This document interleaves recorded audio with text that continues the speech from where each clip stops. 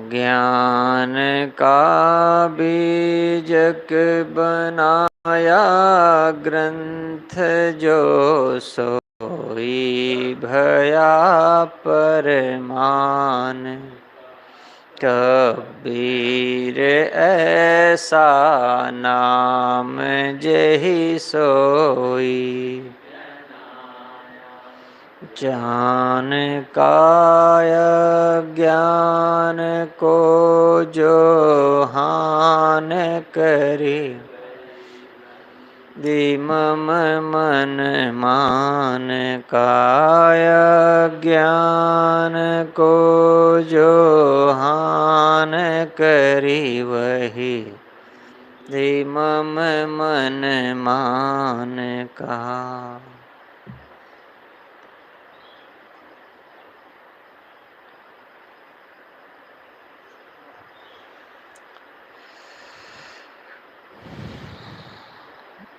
हृदय के गीत से एक पद आज पढ़ा जा रहा है।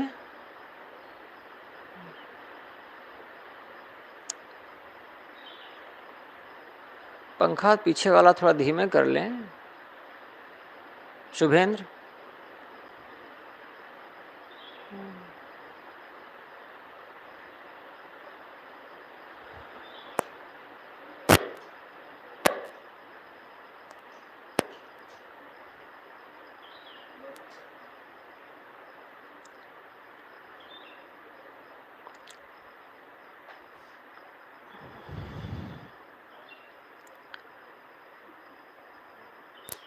काम क्रोध मद लोभ मोह के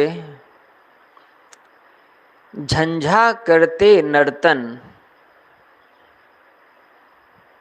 भव प्रपंच के महाउदधि में मारक मन आवर्तन। यह संसार भुलावन वन पद पद पर अवरोधक है। फिसलन है आपूरण दुख से यद्यपि मन मोदक है।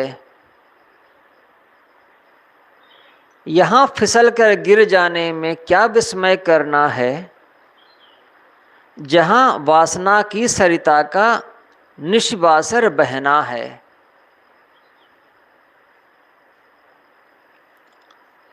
पूज्यवर गुरुदेव जी लिखते हैं, काम क्रोध मद लोभ मोह के झंझा करते नर्तन।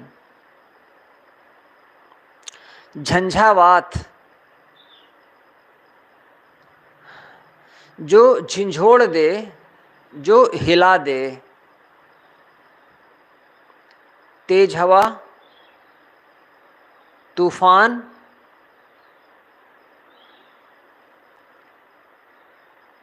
ये नाच रहे हैं। कौन है ये जो झंझावात कर रहे हैं? काम क्रोध मद लोभ मोह के। मन की कामनाएं, कामना पूरी ना होने पर मन में उठता हुआ क्रोध। मद यानी नशा। जो कुछ भी हमारे पास है, थोड़ी मोड़ी योग्यता, संसाधन, उनका नशा। लोभ मोह, चीज़ों में जब आसक्ति होती है तब उसे लोभ कहा जाता है, और व्यक्तियों में जब वही आसक्ति जुड़ जाती है तब उसे मोह कहा जाता है।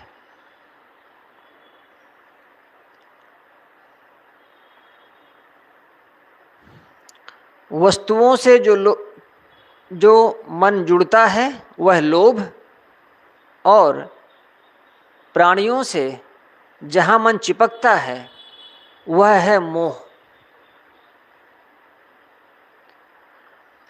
हम नशे में जीते हैं, मन में लोभ मोह लेकर के जीते हैं। कितनी अधिक कामनाएं और यदि उन कामनाओं को ठेस लगती है तो मन में क्रोध। बस यही हमारे मन में दिन रात नाचते हैं और यही हमें झंझोड़ते हैं।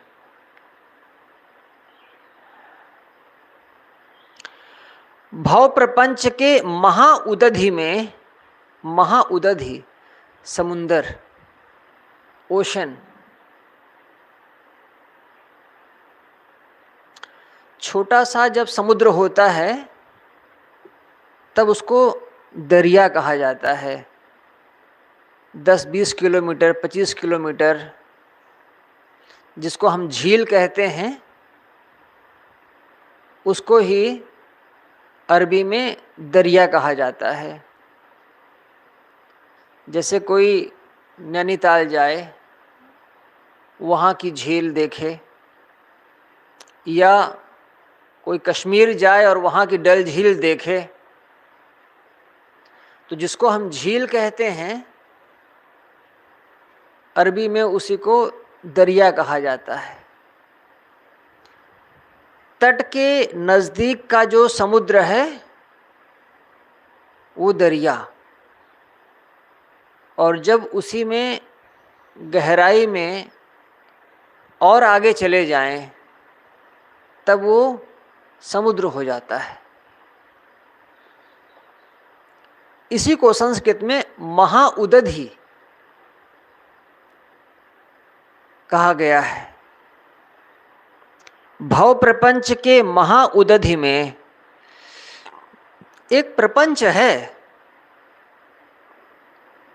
कौन सा प्रपंच? भाव प्रपंच। जो मन का प्रपंच है वह एक समुद्र जैसा है, और ये कैसा है? मारक मन आवर्तन। ये जो मन है ये मारक है, मार देता है। जैसे कोई तेज तूफान उठे, पत्तों को, शाखाओं को अस्त व्यस्त कर दे, और इतना ही नहीं, उस पेड़ को गिरा दे, अपरूट कर दे, उसकी जड़ें उखड़ जाएं।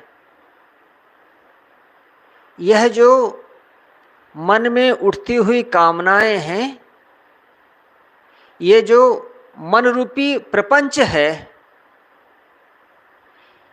ये कैसा है? ये अत्यंत मारक है, मार देता है, छोड़ता नहीं है। आवर्तन, आवर्तन का अर्थ होता है दो बिंदुओं के बीच में नाचते रहना। बस एक तरफ चीजें हैं और दूसरी तरफ लोग हैं। लोगों का मोह करो, फिर दूसरी तरफ आओ तो वस्तुओं का मोह करो। इन दोनों के बीच में हमारा मन नाचता रहता है, आवर्तक, दोलन। पहले भी कहा गया था कि जो घड़ी होती है, पुरानी घड़ियाँ, उसमें बीच में एक दोलन लगा रहता था, वो हिलता रहता है, दाएं से बाएं, बाएं से दाएं। एक निश्चित गति है, उसका एक निश्चित समय है, बस उन्हीं के बीच में वो घूमता रहता है। वैसे ही हमारा ये मन है, यह प्राणी और पदार्थों, बस इनके बीच में ही नाचता रहता है।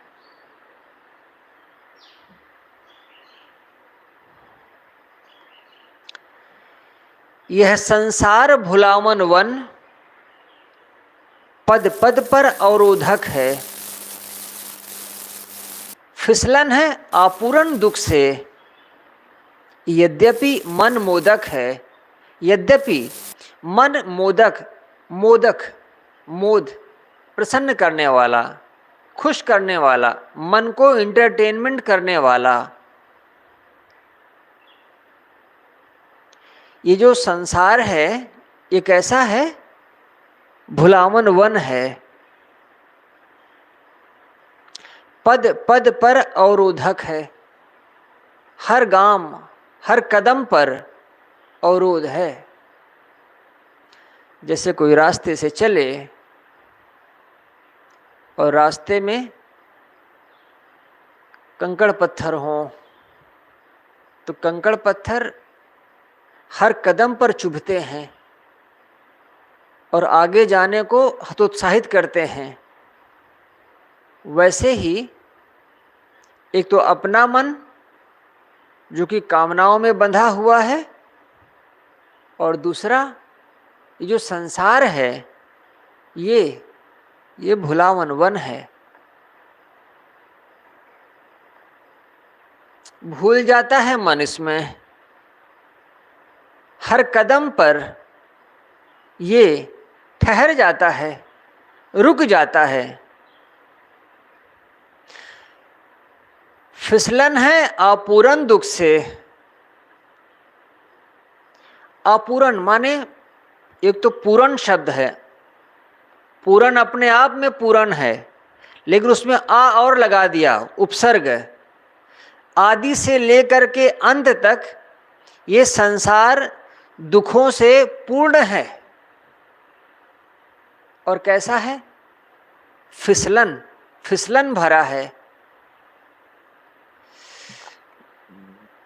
यद्यपि मन मोदक है, मन को प्रसन्न होने वाली चीजें, प्लेजर इस दुनिया में हैं, लेकिन फिसलोगे उनमें तो क्या पाओगे? दुख। दुख से परिपूर्ण है और कुछ भी नहीं है।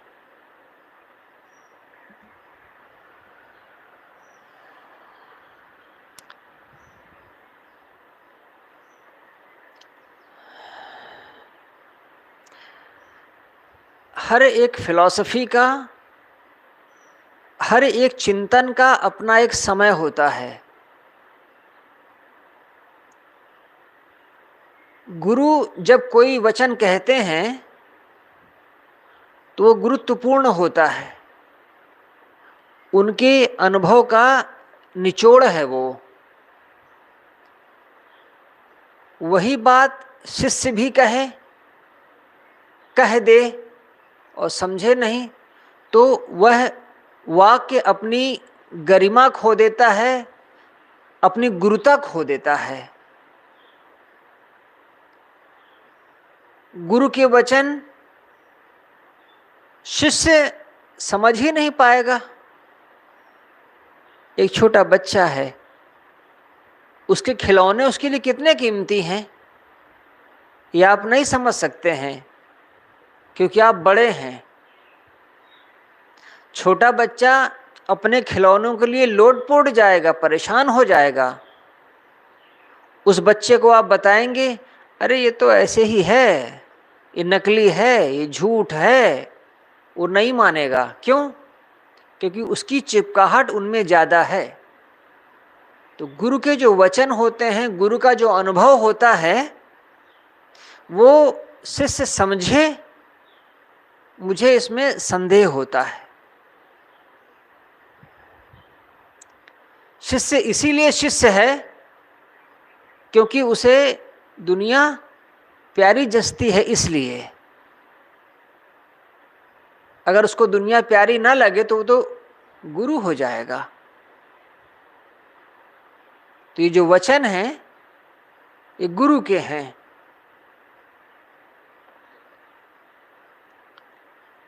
चेले भी इससे राजी हों ये जरूरी नहीं है।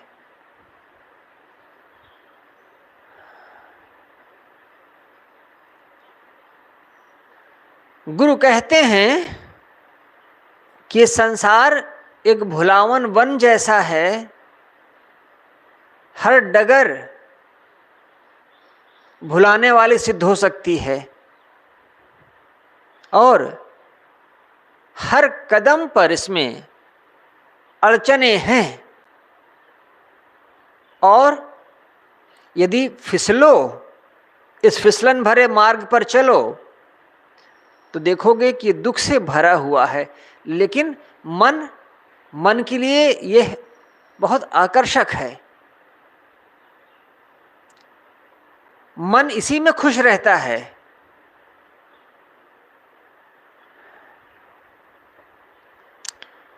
फिसलन है आपूर्ण दुख से, यद्यपि मन मोदक है। यहां फिसल कर गिर जाने में क्या विस्मय करना है, जहां वासना की सरिता का निस्बासर बहना है। सलिलधार नदियां बहे, पांव कहां ठहराए।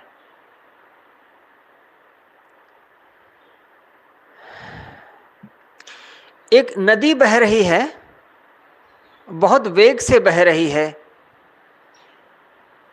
उसके वेग में दिन रात कोई कमी नहीं आती है,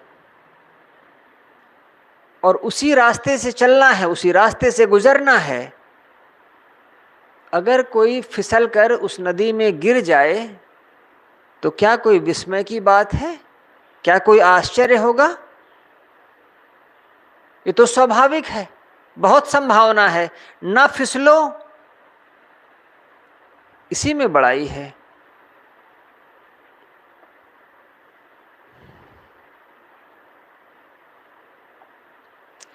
ये रास्ता फिसलन भरा किसके लिए है? जो मोक्ष पथिक गामी है उसके लिए। और बाकी तो सबको इसी में सुकून मिलता है।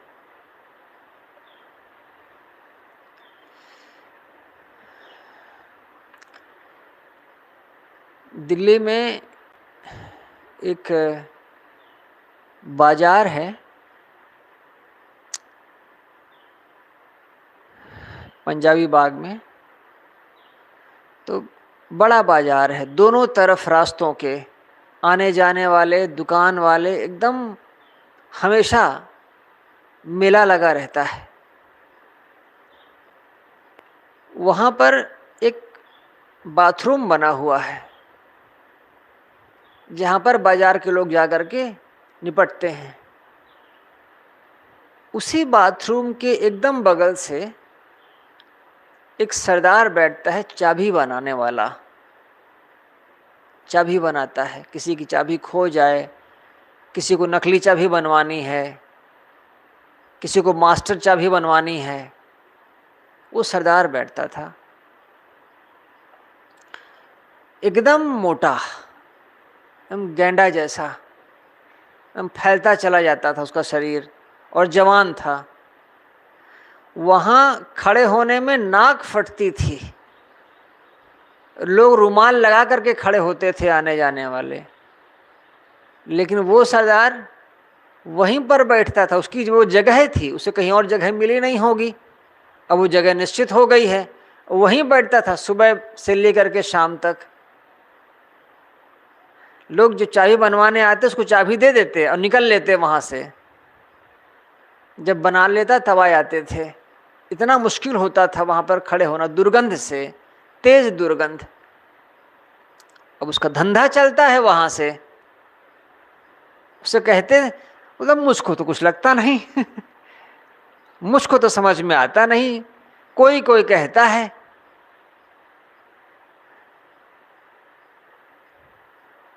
तो ये जिसकी नाक साफ सुथरी है, उसे उनका गुण दोष समझ में आएगा, और जिसकी नाक में भरा हुआ है वो सब कुछ, उसको क्या बदबू करेगा। तो यहाँ संसार विस्मयपूर्ण है, भुलावन वन है।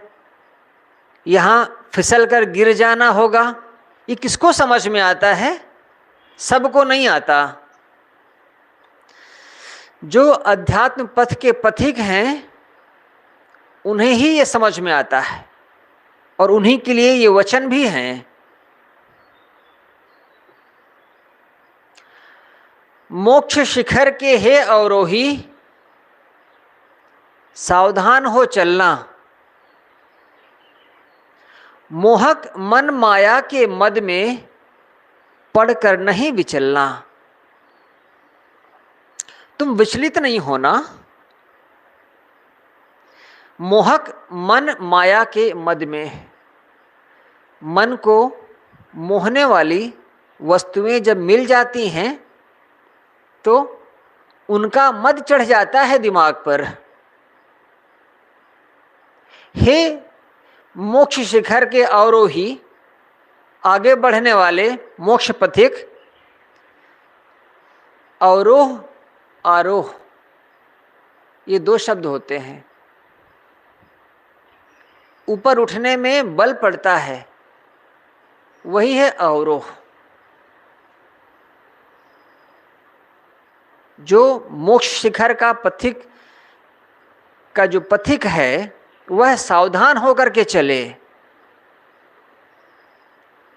वो ध्यान दे कि मन माया के मद में पड़ करके कहीं रुक न जाए, विचलित न हो जाए।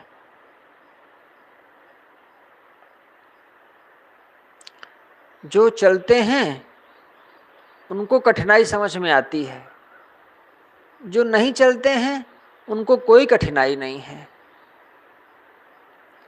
मुझे गुरुजी का वो वचन याद आता है, विशाल देव से जब वो मिलते साल में 2 बार 3 बार, ज़्यादा तो नहीं,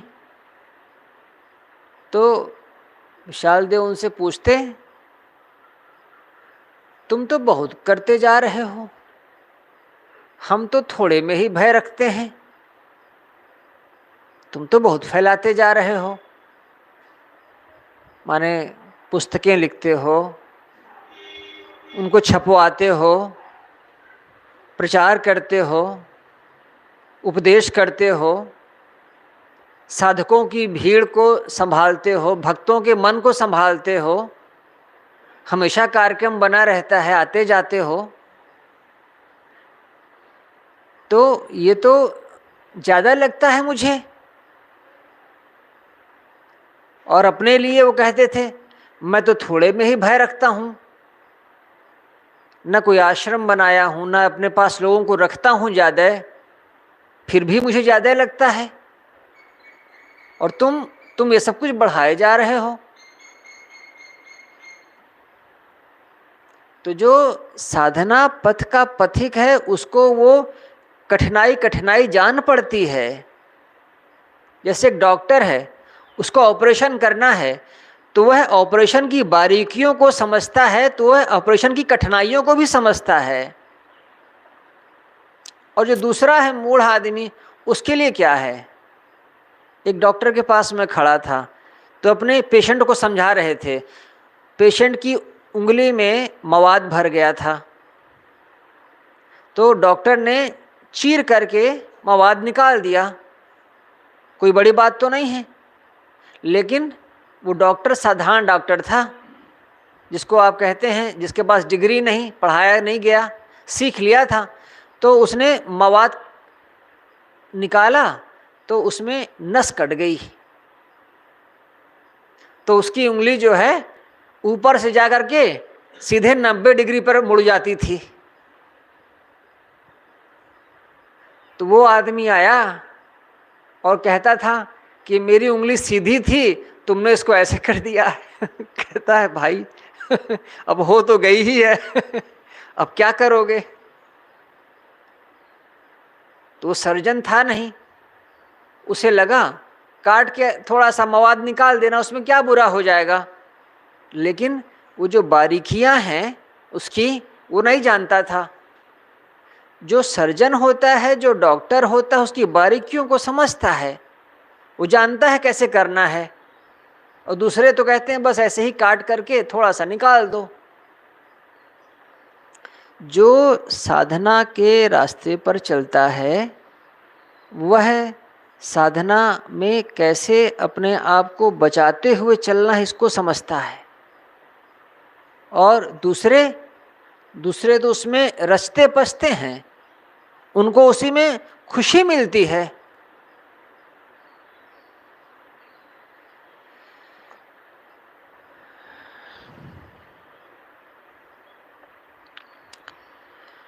श्रद्धा संबल तेरे पथ में, उनके पद पद्मों में, जिनके राग द्वेष बीते हैं चल उनके कदमों में। मोक्ष शिखर के हे अवरोही, सावधान हो चलना, मोहक मन माया के मद में पड़कर नहीं विचलना। श्रद्धा संबल तेरे पथ में, उनके पद पद्मों में, जिनके राग द्वेष बीते हैं चल उनके कदमों में। जिन्होंने राग द्वेष से अपने मन को अलग कर लिया है, उन्हीं के कदमों पर चलो, उन्हीं के रास्तों पर चलो। संसार के रास्तों पर चलोगे तो संसार में पहुंच जाओगे।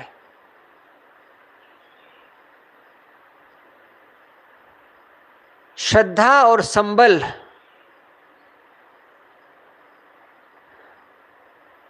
उनके लिए रखो,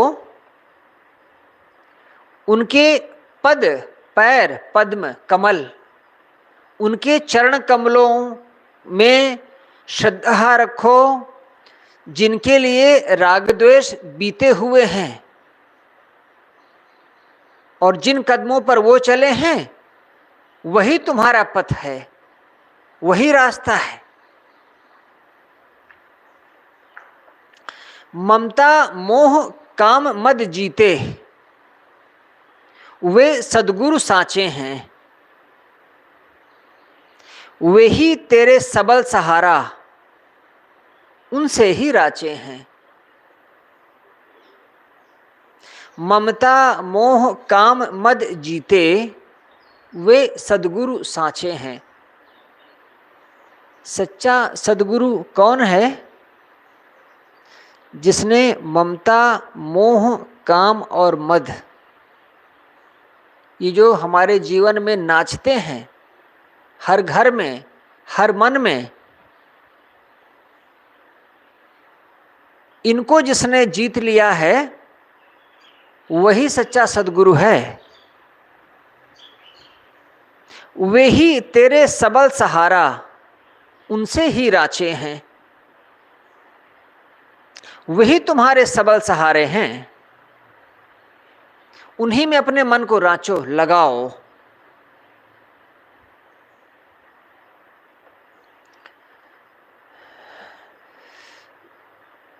वो जो सूफी फकीर हुए हैं रूमी साहब, वो एक कॉलेज में प्रोफेसर थे और बहुत लोकप्रिय थे। और अपने घोड़े पर बैठ करके जब वो कॉलेज के लिए निकलते थे तो उनके शागिर्द रास्ते में उनके साथ हो लेते थे और उनसे पूछते थे, बात करते थे। कोई शंका होती थी, वो अपने घोड़े से उतर जाते थे और साथियों के साथ बात करते हुए कॉलेज पहुंचते थे। हमारे यहाँ तो मास्टर वह है जो कुर्सी पर बैठ जाए तब वो मास्टर है। वो अपने घर से निकलते थे और साथी मिलते चले जाते थे, बस बात करते जाते थे। लेकिन इतना सब पढ़ने पढ़ाने और करने के बाद गृहस्थी वाले आदमी थे, पत्नी थी, लेकिन कुछ खाली खाली सा था। तो एक साधारण फकीर जो पेड़ के नीचे बैठा था, उन्होंने अपने साथियों से कहा, तुम लोग चलो, मैं आता हूं। उस फकीर से कुछ बात करने लगे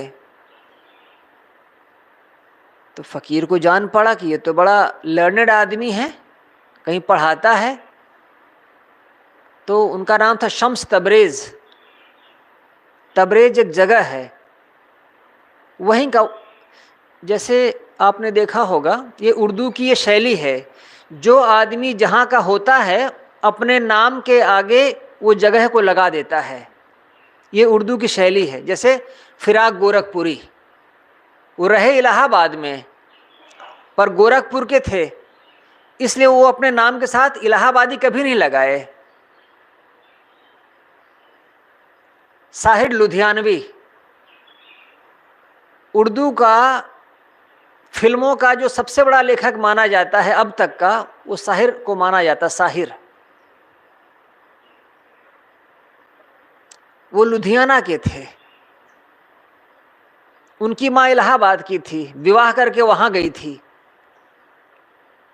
तो अपने बाप, उनके पिता लुधियाना के थे, वो अपने नाम में लुधियानवी लगाते थे। अकबर इलाहाबादी एक बहुत बड़ा कवि हुआ है, इलाहाबाद का था तो इलाहाबादी लगाता था।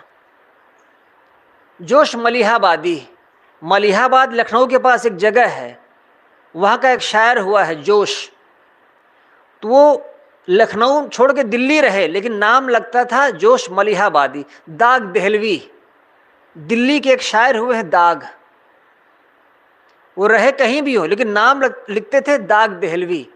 तो उर्दू की ये परंपरा है, जो जहाँ रहता है वो उस अपने नाम के साथ जोड़ लेता है। हमारा मन जहाँ जहाँ जाता है हम उसको उसके साथ जोड़ते चले जाते हैं। साधक का सहारा कौन होता है? सद्गुरु।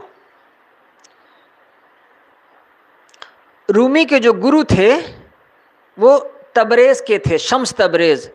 तो जब शम्स तबरेज से रूमी ने बात किया तो शम्स तबरेज ने कहा, ये जो तुम किताबों का बोझा लादे हो अपने घोड़े पर, इसको जाओ दरिया में फेंक आओ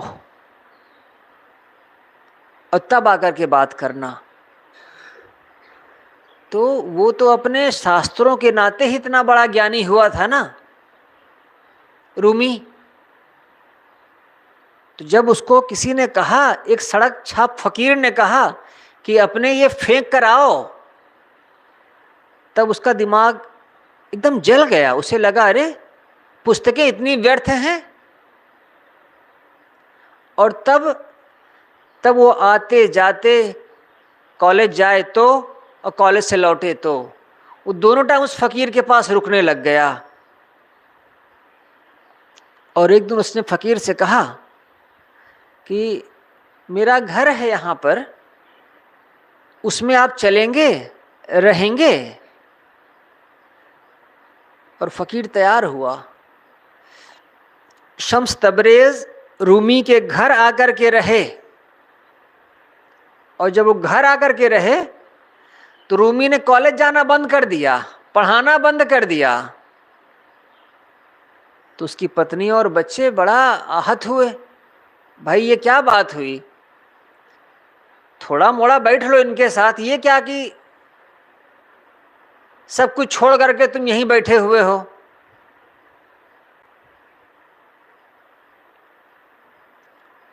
जब गुरु मिल जाता है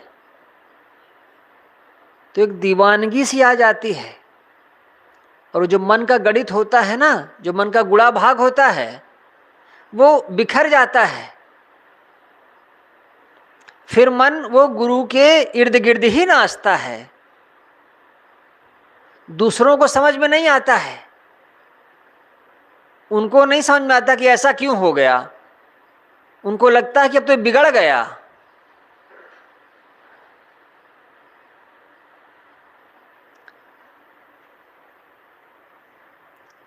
आपको बता दूं, रूमी के गुरु से उसके घर के लोग इतना चिढ़े कि उसे गुरु को भगा दिया, जाओ यहां से।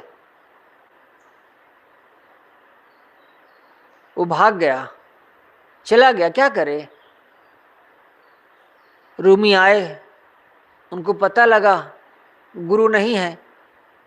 जैसे प्रेमिका से बिछड़ करके प्रेमी रोता है, वैसे वो पागल हो गया, कुर्ता फाड़ करके चौराहे पे खड़ा हो गया और कहता था आने जाने वालों से, कहीं वो दिख जाए फकीर, मेरा गुरु, मुझे बताना, तुम जो मांगोगे मैं दूंगा बदले में। बहुत वर्षों बाद वो पता चला गुरु कहाँ है, और तब तक उसने अपना दीवान लिख दिया था। गुरु ने जो उनको बताया था साधना कैसे करना है, और गुरु के विरह में उसने कुछ वचन लिख दिए थे। और फिर गुरु को जब पाया ना तो नाच उठा। रूमी के फकीर होते हैं, उनके यहाँ साहब नाचते हैं, टोपी पहन करके, चोगा पहन करके नाचते हैं गोल गोल। तो उनसे पूछा गया ये कैसे है, ये नाचने की परंपरा कहाँ से है? तो उन्होंने बताया कि जब गुरु वापस आ गया तो रूमी की खुशी का कोई ठिकाना ना रहा, तो वो हर दिन नाचता था, कोई पद कोई गीत रचे और नाचता था और समाधि में पहुंच जाता था। बहुत दिन नहीं चला ये नाच। उसके बेटे ने एक आदमी को कुछ पैसे दे दिए थे और कहा इस बूढ़े को ख़त्म करो। तो रात में जब बाथरूम के लिए वो साधु उठा, कुएं के पास से गुजरता था, तो उसको धक्का दे दिया कुएं में, और शम्स तबरेज़ वहीं पानी में गिर करके मर गया था। कुछ दिनों के बाद वो लाश कुएं से निकाली गई। दूसरा कौन करेगा? दूसरे को क्या गरज है एक फ़कीर को मारने की? वो जान गए कौन किया है। उनका ही बेटा करवाया था, एक छोटा बेटा। कुछ दिनों के बाद उस लड़के को रोग हो गया, प्रारब्ध है, और वो जवानी में ही रोगी होकर के मरा। रूमी जिंदा थे, घर में बैठे हुए थे। लोगों ने कहा लड़का मर गया, उसकी मैयत माने जनाजा माने कफन में शामिल हो जाओ। मन नहीं गए। जवान लड़का मरा, रूमी चुपचाप बैठे थे घर पे। उसने कहा मैं तो पहले ही मर गया था जिस दिन इसने मेरे गुरु को मारा।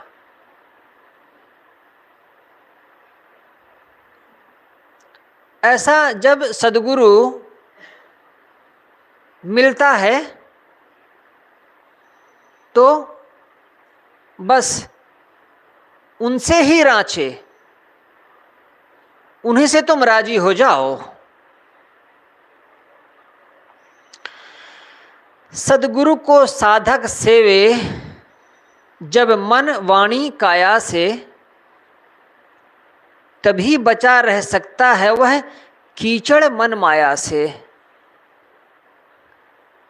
वो बड़े हिम्मती लोग होते हैं जो गुरु को छोड़ करके अकेले चलने का साहस करते हैं।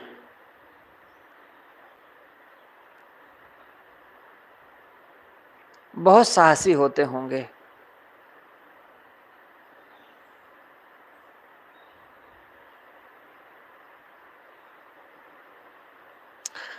गुरु के साथ कोई ईगो नहीं है, गुरु के साथ कोई अहंकार नहीं चलता। कोई अपने रास्ते चलने भी लग जाए, उसको समझ में आ जाए दिक्कतें हैं, वापस दौड़ करके लिपट जाओ गुरु से। बहुत मुश्किल था वहां रहना, बहुत मुश्किल था जीना, देख लिया जीकर। कैसा अहंकार? गुरु से कौन सा अहंकार? मां से कौन सा अहंकार? पिता से कौन सा अहंकार? वो तो तुम्हें अंदर बाहर सब जानते हैं, उनसे क्या अहंकार?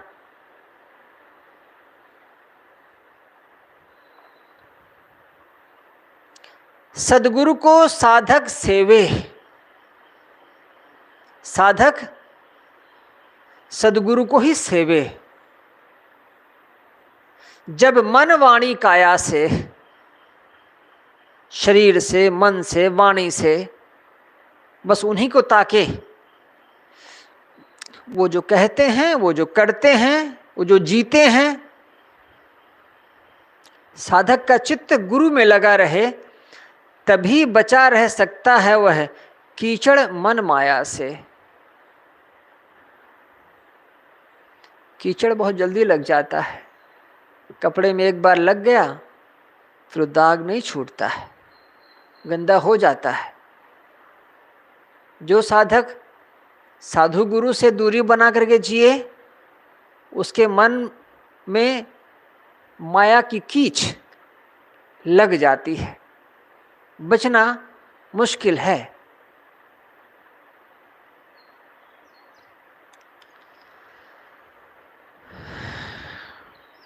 गुरु के पास आकर के तो लोग बन जाते हैं, लेकिन गुरु से दूर जाकर के बच जाएं, ऐसा आप लोगों को दिखा हो तो बताइएगा। नहीं दिखा है मुझे। रोटी कपड़ा का जुगाड़ कर लेना ये तो इतनी बड़ी बात नहीं है। समाज में अगर संसाधन है, चीज़ें बढ़ी हैं, तो निश्चय ही साधु को भी मिलेंगी। अगर समाज गरीब है तो साधु गरीब होगा, क्योंकि देने वाले गरीब हैं। और यदि समाज धनी हो रहा है तो साधु भी धनी होगा। लोगों के पास जो कुछ है, जिस मात्रा में है उस मात्रा में देंगे। कम है तो कम देंगे, ज़्यादा है तो ज़्यादा देंगे। अब कोई इन बाहर की चीज़ों से अगर समझता है कि हमने बड़ा काम कर लिया या कि हम असफल रह गए, तो ये नहीं। मन की स्थिति जो गुरु के साथ रहते समय थी, अब वो कैसी है?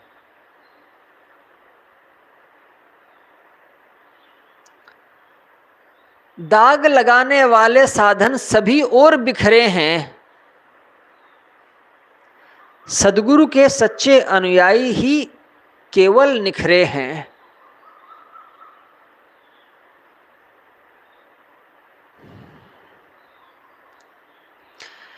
एक बार हम कई साधक अयोध्या गए हुए थे, तो अयोध्या घूमने के बाद आश्रम जीयनपुर जा रहे थे, तो एक ऑटो कर ली गई थी, उसी में 6-7 लोग बैठे हुए थे। तो रास्ते में एक साधु ने हाथ दिया, तो हम लोगों ने ऑटो वाले से कहा रोक दो, साधु हैं। वो आए, लंबे लंबे गर्दन तक बाल, दाढ़ी मूछें नहीं थी। मोबाइल उस समय नया नया ही आया था शायद, तो उनके हाथ में एक महंगा मोबाइल था। लाल कपड़े, एकदम युवा थे। उनको कहीं आगे जाना था तो हमारे साथ बैठ लिए। हम लोगों से कुछ पूछते रहे, कहाँ से आए हैं, कहाँ जा रहे हैं। तो हम लोगों ने उनसे पूछा आप यहीं रहते हैं अयोध्या में? बोले हाँ, मेरे गुरुजी का आश्रम है, वहीं रहता हूँ। अभी अपने गुरुजी के आश्रम में रहता हूँ, और ज़मीन ले ली है और काम चालू होने वाला है। तो जब पहली बार सुने तो मन में थोड़ा सा लगा, तो क्या गुरु का आश्रम और इनका आश्रम अलग अलग है? तो क्या गुरु का आश्रम और इनका आश्रम एक नहीं है? तो हम लोग तो इसी ढंग से जीते रहे हैं कि गुरु का आश्रम यानी अपना आश्रम, इससे अलग क्या। लेकिन उनके यहाँ परंपरा रही होगी कि गुरु के पास रहो, गुरु के पास कुछ जानो, सीखो, समझो, फिर चले जाओ। तो उनका ये वचन 12-15 साल बाद अभी भी याद आता है कि अभी गुरुजी के आश्रम में हूँ, फिर अपना बनवा रहा हूँ, कर रहा हूँ। तो ये समय संयोग हो सकता है, लेकिन दाग लगाने वाले साधन सभी और बिखरे हैं, सद्गुरु के सच्चे अनुयायी ही केवल निखरे हैं। वही बच पाते हैं, वही निखर पाते हैं जो गुरु के कहे में उनके अनुसार जी रहे हैं, और बाकी संसार की तरफ साहब लिखते हैं ये जो साधक के चित्त में दाग लगा दें, चाहनाएं, इच्छाएं, कामनाएं, आगे बढ़ने का भाव, ये तो सब और बिखरे हैं। सब लोग इसी ढंग से जीते हैं। जो बहुत कामनाओं में उलझे हैं उनके साथ रह करके क्या सीखोगे? वो अपने मन की कामनाओं में उलझे हैं, हम उनके साथ लग जाएं, हम उनसे क्या सीखेंगे? या वो हमारी कितनी मदद करेंगे या क्या मदद करेंगे? जहां से हमें मदद मिलनी थी वहां से हमने बना ली दूरी, और जो कामनाओं में उलझे हैं उनके पास जाकर के हम निवेदन करते हैं। कैसे बचोगे?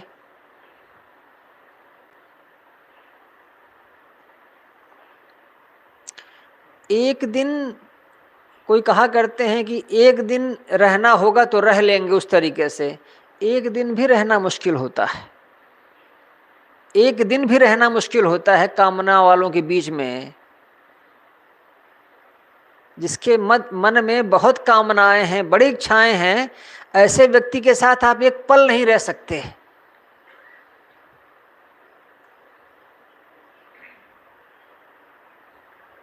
जल विहीन होकर के पंकज विकसित क्या रह सकते? सत्संगत तजकर क्या साधक सिद्धि लाभ कर सकते? जल विहीन, पानी नहीं है। जब पानी ही नहीं है तब वहां कमल खिलेगा क्या? पंकज जो कीचड़ कांदों में उगा हुआ हो,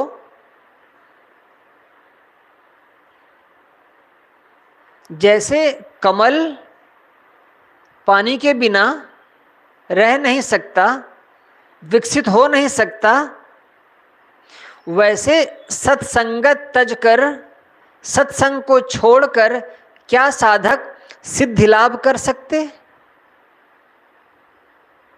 कौन सी सिद्धि उसकी हो जाएगी? कौन सा लाभ उसे मिल जाएगा?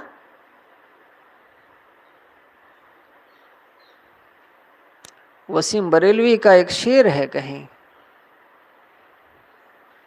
कि कुछ भाव उसका ये है कि मछलियां रहेंगी तालाब के अंदर ही, मछली तालाब से अलग नहीं रह सकती, तालाब में रहना उसकी मजबूरी है, वही उसका जीवन है। सत्संग साधु का जीवन है। किसी को भले व्यर्थ लगता हो,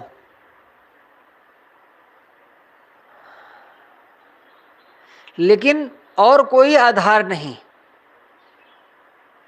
सत्संग वैसे है जैसे कमल के फूल के लिए जल, जैसे जल विहीन होकर के कमल नहीं रह सकता, वैसे सत्संग को छोड़ करके साधक रह नहीं सकता, उसका कोई लाभ नहीं होगा। एक आश्रम गए उनके गुरु के दर्शनों के लिए, तो दोपहर में भोजन के बाद सभी शिष्य इकट्ठा होने लग गए। तो उनसे पूछा गया कि अभी आप लोग विश्राम नहीं करेंगे, आराम नहीं करेंगे भोजन के बाद? उन्होंने कहा नहीं नहीं, अब यही थोड़ा सा समय होता है जब हम अपने गुरुजी को देख पाते हैं। भोजन के बाद वो भोजन कर चुके थे, वो थोड़ा आराम भी कर लिए थे। साधक लोग थोड़ा बाद में भोजन करते हैं, तो जब तक साधक भोजन करें तब तक गुरुजी विश्राम कर लेते थे। वो कहे अभी तो हम लोग को समय मिला है, जाकर के वहाँ बैठते हैं। तो गुरु आए, बैठ गए झूला पर। जहाँ जहाँ देखूं साधु लोग आकर के बैठ गए। कोई यहाँ बैठा है, कोई वहाँ बैठा है, कोई सामने बैठा है, कोई पीछे बैठा है, आराम से बैठे हैं। वो कोई प्रवचन नहीं कर रहे थे। उन्होंने कहा सुबह से तो हम लोग काम में लगे रहते हैं और अभी गुरु जी से मिलने वाले लोग आ जाएंगे तो गुरु जी शाम तक बिजी हो जाएंगे, यही थोड़ा सा टाइम मिलता है तो हम लोग आकर के बैठ लिया करते हैं। वो कुछ कुछ बातें पूछ लेते हैं गुरु। मुझे लगा देखो, जैसे बच्चों को टाइम मिलता है तो माँ की तरफ भागते हैं, वैसे गुरु की तरफ ये चेले भाग रहे हैं। सब के सब इकट्ठे हो गए।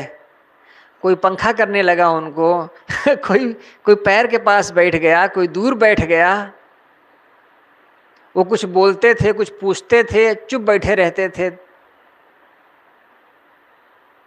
उन्होंने बताया कि हमारे यहाँ ऐसा कोई नियम नहीं है। गुरुजी अपने कमरे में ध्यान कर लेते हैं और अभी अभी जब वो आ गए हैं, अगर कोई नहीं आता है तो हम लोग बैठते हैं, माने गुरुजी भी चुप बैठते हैं और हम लोग भी ध्यान करते हैं। मुझे अच्छा लगा, मन को सुकून लगा कि देखो जैसे ही थोड़ा समय मिला ये भाग करके आ गए उनके दर्शनों के लिए। मन में चाह है ना, प्यास है, इसलिए। साधु गुरु इनके अलावा और साधक का कौन ठिकाना है? यदि संयम पथ में चल करके शांति लाभ लेना है, श्रद्धा भक्ति गुरु उपासना सत्संग मन देना है। यदि कोई शांति इच्छुक हो, हमारा जीवन, हमारा जो व्यवहार होता है वो बता देता है कि हमारा जीवन कैसा है।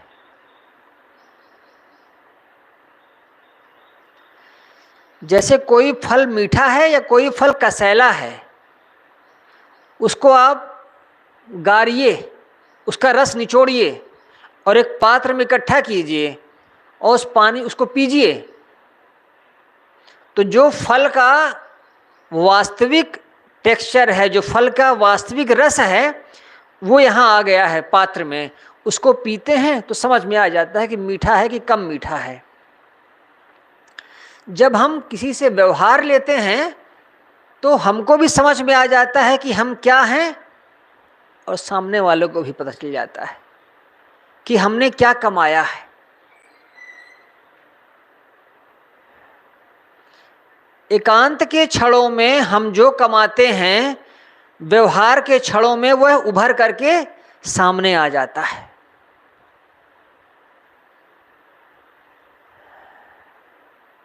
गुरु के जीवन में यदि शांति दिखती है तो इसका मतलब है उसने अकेले में शांति कमाई है। और गुरु के पास रह करके भी शिष्य अगर कुछ और कमाता है तो उसके व्यवहार में वो और ही प्रतिबिंबित होता है।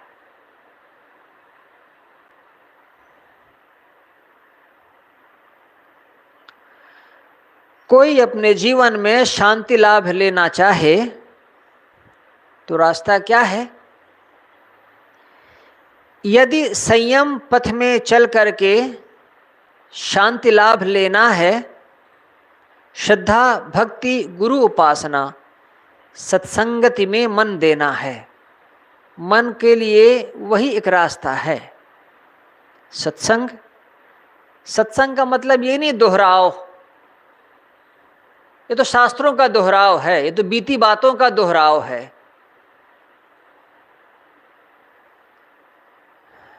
ये तो बहुत उथली चीज है। जब गुरु बोलते हैं तो पुस्तक से नहीं बोलते, गुरु जो बोलते हैं वही पुस्तक बन जाता है।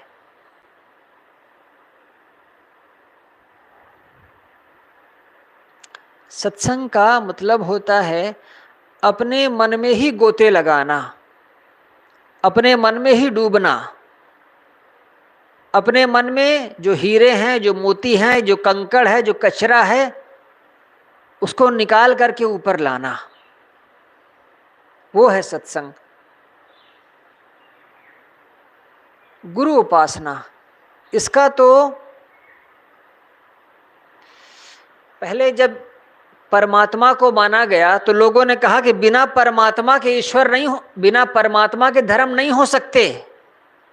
वो धर्म क्या जिसमें ईश्वर ना हो, परमात्मा ना हो।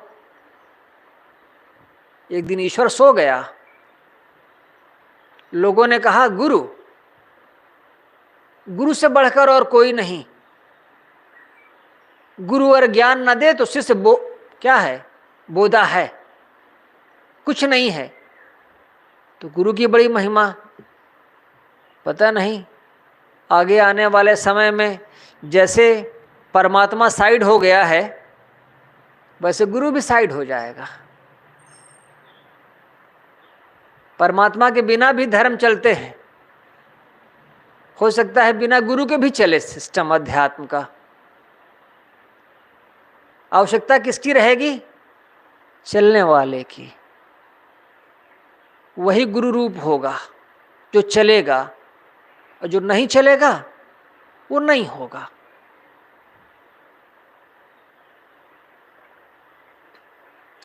इस प्रकार हृदय के गीत से ये पद पढ़ा गया। साहेब बंदगी साहेब। वंदन है गुरुदेव तुमको, वंदन वंदन है गुरुदेव तुमको, वंदन काल जाल के फंदा भारी, काल जाल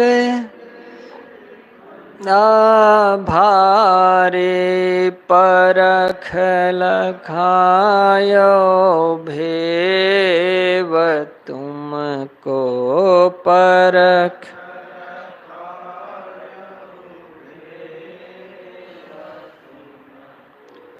वंदन है गुरुदेव, वंदन है गुरु,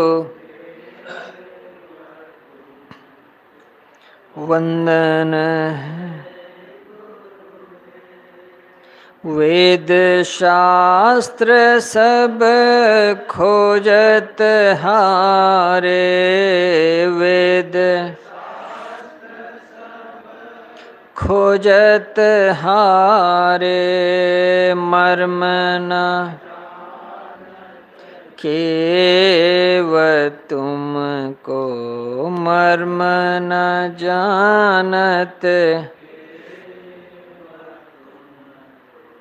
वंदन है गुरुदेव, वंदन है गुरु,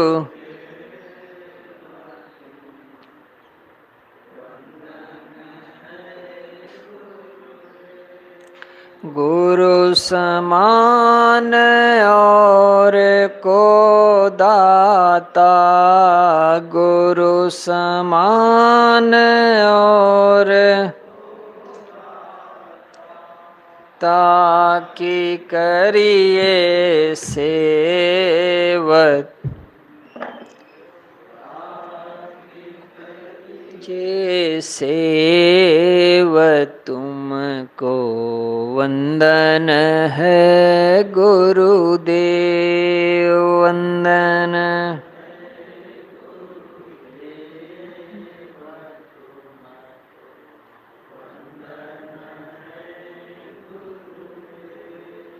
साहिब कबीर अभय पद दाता, साहिब कबीर अभय पूरन परख समेव तुमको, पूरन परख समेव,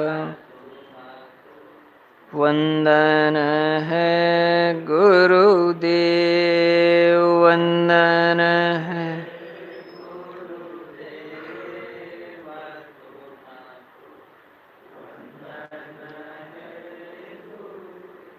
साहेब बंदगी साहेब बंदगी साहेब।